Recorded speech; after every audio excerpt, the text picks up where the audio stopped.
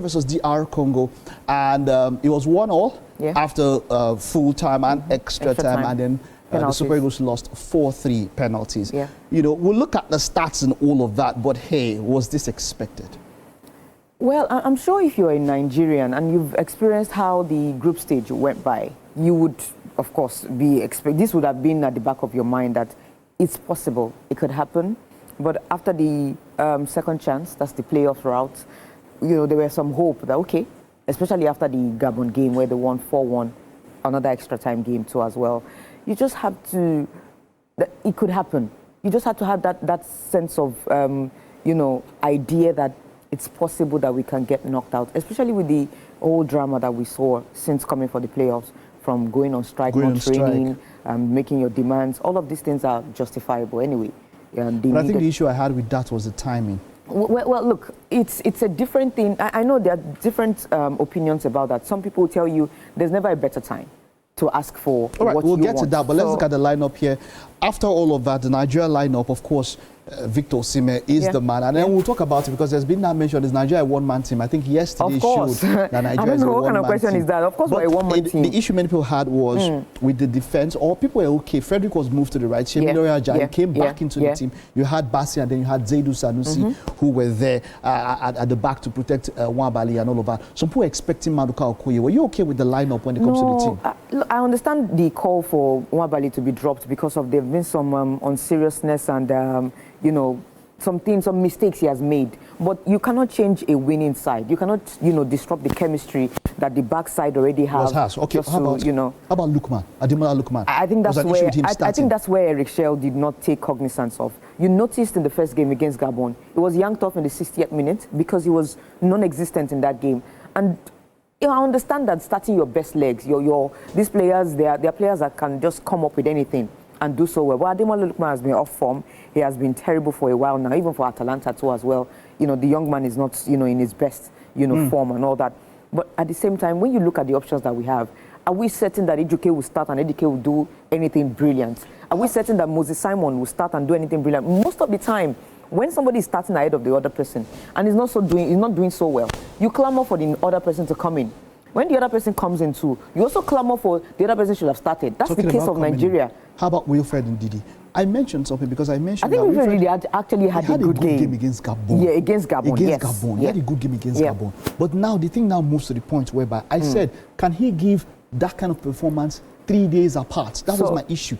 It's not Wilfred Ndidi's fault generally, especially in that midfield. I think Eric Shell did not do his due diligence. But Wilfred Ndidi was one that gave the assist. Wait, he didn't do his due diligence in what aspect?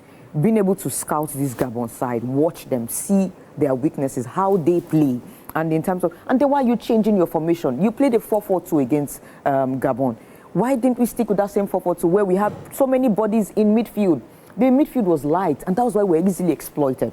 Ndidi can do so much. Then you have Onyedika on the bench, who has been doing so well for Club Brugge, and yet you're still keeping him on the bench. You can't use him. All right, now let's break down the stats in detail. Yeah. This was the start for the full match, of course.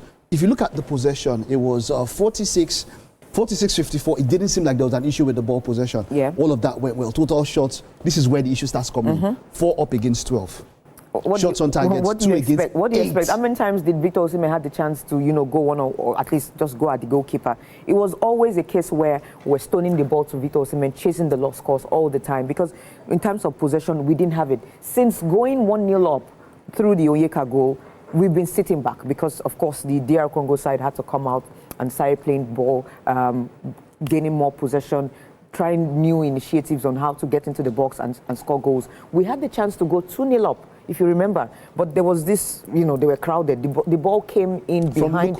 Yeah, the ball came in behind Osimhen. And then we had Ndidi and I think, was it not Chukwueze now, who were squabbling for the ball and we just missed the opportunity. All right. Now, let's talk about, now this is where there's an issue. The first half wasn't really a problem. It was the second half. This was where it was very bad. The first half was a problem too. But we're better. We considered after the hour mark, right? The first 0 shots. Of course. We didn't have a single shot in the second half. What were you expecting? We're camped in our half. We didn't have a shot. Yeah. We didn't have a shot on target. It's just that bad. It was the midfield presence was not there. We're completely outplayed in midfield.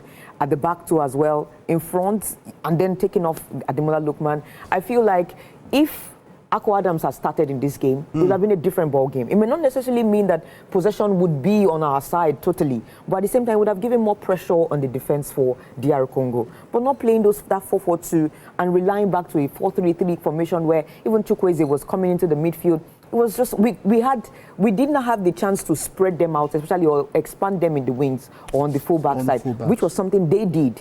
They were able to do so. Our fullbacks were always defending. And I was happy that what's his name now? Fredericks was on the right-hand side, because honestly, quite well. If it were to be Bright or Sayi, it would have been something else. It would have been something else. All right, now let's move to something that is quite interesting when we're talking about this one, and that is Coach Eric Schell. There was talk about voodoo. He mentioned that. He spoke about voodoo. You know, he said, after when I saw this video, I thought he was doctored.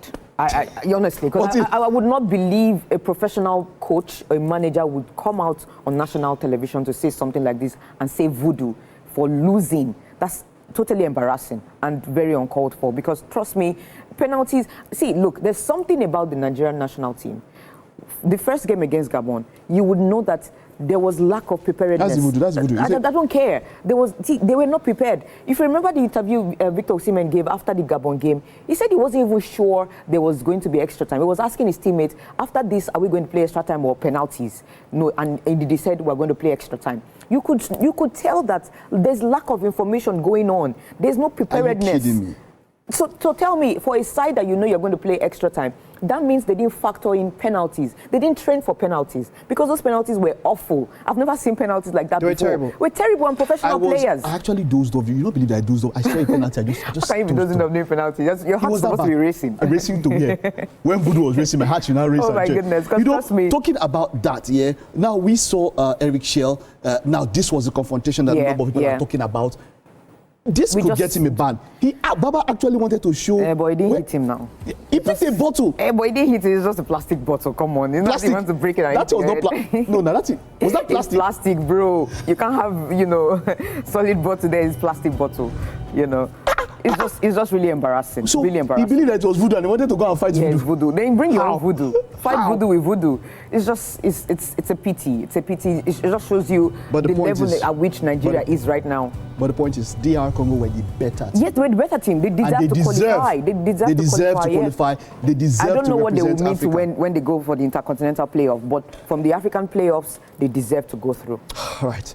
We'll still be talking about this. The post-mortem, as it were, will continue when it comes to this match. It will go across the whole week. We'll be talking about it, but now Nigeria are not going to be at the World Cup.